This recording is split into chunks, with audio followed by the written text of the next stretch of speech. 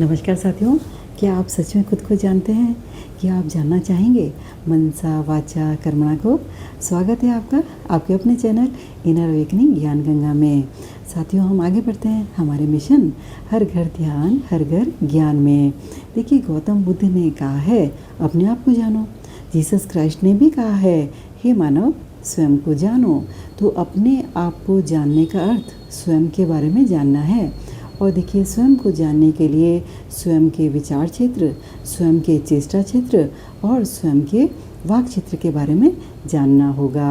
मनुष्य के पास विचार है, मनुष्य के पास वाक है और मनुष्य के पास चेष्टा है। इसी को साथियों मनसा वाचा कर्मणा कहते हैं। मानव का जो सारा जीवन है ना, इन्हीं 3 क्षेत्रों से बना है। पहला है विचार क्षेत्र, इसे भावना क्षेत्र भी कहते हैं, यह आलोचनाओं का क्षेत्र है। दूसरा है वाक क्षेत्र, इसे बातों का क्षेत्र कहते हैं। और तीसरा जो है वो चेष्टा क्षेत्र या कार्य क्षेत्र है, यह कर्म क्षेत्र है। देखिए, यदि मनुष्य स्वयं के इन तीनों क्षेत्रों को जान लेना तो वो स्वयं को तो जान ही पाता है, इसके साथ साथ वह पूरी दुनिया को जान सकता है। इन तीनों क्षेत्रों से ही मानव का संपूर्ण जीवन चलता है और इसे ही मानव प्रपंच कहते हैं। तो मानव इन 3 क्षेत्रों को जो नहीं समझ पाता है ना, तो फिर उसका जीवन जो है वो असंतुष्ट बीतता है, उसे आनंद और निपुणता प्राप्त नहीं हो पाती है। देखिए, मानव जो है ना, अपने देखा है कि जीवन त्रिक्षेत्रमय है। मन जो है वो विचारों का समूह है ना। वाच्य जो है वो क्या है, बातों का समूह है। और चेष्टा जो है वो कर्म चेष्टाओं का समूह है। तो सबसे पहले हम विचार क्षेत्र यानी भावनाओं के क्षेत्र में के बारे में बात करते हैं। इसमें जो विचार क्षेत्र है, भावनाओं का क्षेत्र, इसमें क्या क्या आता है? हमारे विचार आते हैं, हमारी भावनाएं है ना, हमारी कल्पनाएं, हमारी मान्यताएं आती हैं। तो प्रत्येक व्यक्ति कुछ समय के लिए इस क्षेत्र में जीता है, जो कि उसके लिए बहुत अनिवार्य है। हमारे अंदर तरह तरह के सोच विचार और भावनाएं जो है अलग अलग स्तरों पर पक्षियों की तरह विशाल गगन में बिना किसी अवरोध के विहार करती रहती है। यहाँ साथियों सही गलत कुछ भी नहीं है। सभी लोगों की अपनी अपनी भावनाएं होती हैं, अपने अपने विचार के स्वामी हैं वो, और अपने लिए इस क्षेत्र में पूर्ण रूप से स्वतंत्र हैं। यह जो भावना क्षेत्र है ना, विचार क्षेत्र, यह सृजनात्मक क्षेत्र है, लेकिन यहाँ क्रियाशीलता नहीं है। यहाँ हम तरह तरह की सृष्टि करते हैं और इसके नतीजे भी फिर देखने को मिलते हैं। इस क्षेत्र में साथियों हम पूरी तरह से स्वतंत्र हैं, यानी यथा इच्छसि तथा कुरु, यानी विचारों में जो भी करना है ना कर लो, कुछ भी गलत नहीं है। यहाँ आपको कोई रोकने टोकने वाला नहीं है। लेकिन देखिए, जिसकी जैसी भावनाएं होती है ना, उसका वैसा ही कार्य सिद्ध होता है। जीसस क्राइस्ट कहते हैं कि जजिए नॉट, यानी आप दूसरों का मूल्यांकन न करें, क्योंकि आपकी तरह दूसरे लोग भी इन 3 क्षेत्रों से ही बने हैं और उन सभी लोगों का इनमें जो स्तर होता है ना, वो अलग अलग होता है। अब हम बात करते हैं कार्य क्षेत्र यानी चेष्टा क्षेत्र की। देखिए, जो भी कार्य हम इस शरीर के द्वारा करते हैं ना, उसे चेष्टा क्षेत्र, कार्य क्षेत्र या कुरुक्षेत्र कहते हैं। उदाहरण के लिए जैसे नौकरी करना है ना, पैसा कमाना, घर का काम करना, खाना बनाना, बच्चे पैदा करना, ये सभी चेष्टाएं हैं। मानव जो भी क्रिया रूप में करता है उसे चेष्टा कहते हैं। तो दुनिया में देखिए अनेक तरह के लोग होते हैं। कुछ ने मानव रूप में पहली बार जन्म लिया है ना, कुछ जो है 10 बार जन्म ले चुके हैं, कुछ 20 बार, 50 बार, 100 बार है ना, 500 बार, 1000 बार, 5000 बार जन्म ले चुके हैं। तो स्वाभाविक है इन सभी लोगों का स्वभाव जो है ना, वो एक जैसा कभी नहीं होता। मानव के जो प्रारंभिक जन्म होते हैं उनमें साथियों तमोगुण की प्रधानता होती है।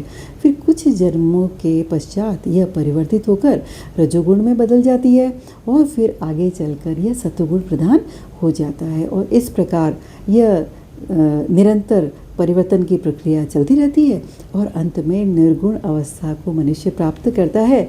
तो मनुष्य जो है वो विभिन्न अवस्थाओं में क्या होता है, फिर अलग अलग गुणों से युक्त होता है और उसी के अनुसार फिर उसके कार्यकलाप भी भिन्न भिन्न होते हैं। व्यक्ति का जो बाहरी स्वभाव है ना, उसके भीतरी गुणों का ही प्रतिबिंब है। यानी व्यक्ति के गुणों और कार्यकलापों में अंतर होना असंभव है। जैसे उसके गुण होते हैं, उसी के हिसाब से वो कार्य अपने जीवन में करता है। देखिए, जिसने केवल 5 जन्म लिए हैं ना, वह अपने गुण के अनुसार ही व्यवहार करता है। जिसने 100 जन्म लिए हैं, वो फिर अपने विकसित गुणों के अनुसार कार्य करता है। और जिसने 1000 जन्म लिए हैं, वो तो फिर अपने गुणों के अनुसार ही उत्तम व्यवहार करता है। तो साथियों, फिर गलती कहाँ है? वास्तव में किसी में कोई गलती नहीं है। तो इस प्रकार हमने जान लिया है कि प्रत्येक व्यक्ति का कार्यक्षेत्र, क्रियाकलाप उसके आंतरिक गुणों के अनुसार ही होता है। यानी शुरू के जीवन में तमोगुण, तो तमोगुण के कार्य ही करेगा वो। फिर रजोगुण में जब आता है तो रजोगुण के कार्य, और फिर सतोगुण में सतोगुण के कार्य। भगवद गीता में देखिए, श्री कृष्ण ने अर्जुन को सारा ज्ञान दे दिया था। उसके बाद उन्होंने उसे कहा कि जो तुम्हारी इच्छा है ना, वही करो।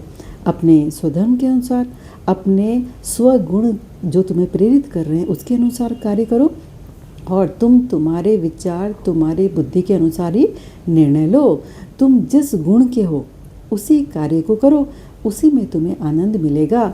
महत्वपूर्ण बात यह है कि हमारे कार्य जो हैं, हमने देख लिया, हमारे गुणों के अधीन ही होते हैं।